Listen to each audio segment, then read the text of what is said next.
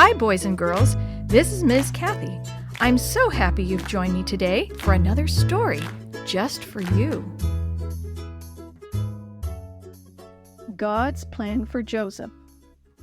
The brothers were on their donkeys headed for home with food for their families. They didn't know that Joseph's servant had put their money back in the bags again, and that a beautiful silver cup was hidden in Benjamin's bag also. The servant who chased them down shouted, "Someone stole my master's silver cup!" The brothers knew that they had not stolen the cup. "Search all of our bags," they said. "If anyone has the cup, kill him and make the rest of us your slaves." "No," Joseph's servant said. "Only the one who has the cup will be a slave. The others will be free to go home." Of course, the cup was found hidden in Benjamin's sack. But the other brothers didn't leave Benjamin to become a slave like they had done with Joseph many years before. They traveled with him back to Joseph's house. Judah spoke to Joseph for all the brothers. "Please, sir, if we go home without Benjamin, our father will die from sadness. I promised him that Benjamin would come home safely. Let me be your slave instead of Benjamin." When Joseph heard that, he was sure that his brothers had changed. He sent all the other Egyptians out of the room. Then he spoke in his brother's language. "I am your brother Joseph. Is my father really still alive?"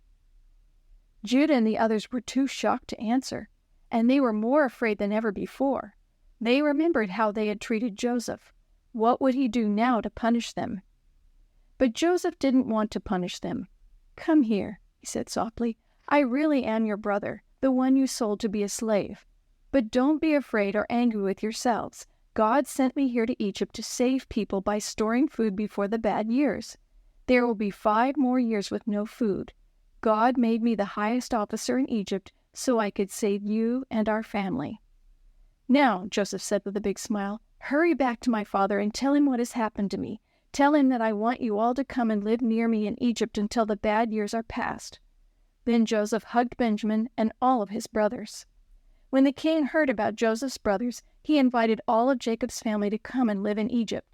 He ordered that wagons and food be sent with the brothers to move the family to be near Joseph. The brothers rushed home to tell their father, "Joseph is alive, and he is the most powerful man in Egypt." Jacob could not believe it. Of course, the brothers had to explain what had really happened long ago and how God had turned it into a plan to save the family.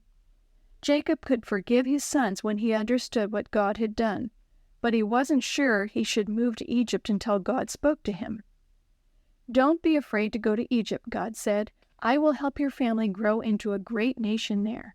I will go to Egypt with you, and I will bring you out of Egypt again." When the family got close to Egypt, Judah rode ahead to tell Joseph. Then Joseph drove his chariot as fast as it would go to see his father.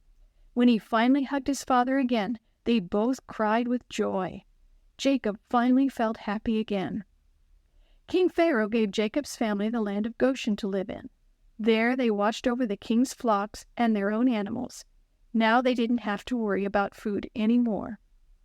God took a terrible thing, selling Joseph as a slave, and turned it into a wonderful thing. Joseph's family and many other people were saved from starving.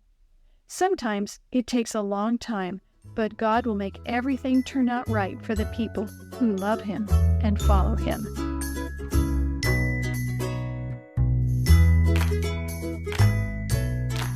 The story you have heard today is from the Shoebox Kids Bible Stories, written by Jerry D. Thomas and used with permission from the Pacific Press Publishing Association. If you're interested in any other books published by the Seventh-day Adventist Church, please visit AdventistBookCenter.com or call 1-800-765-6955.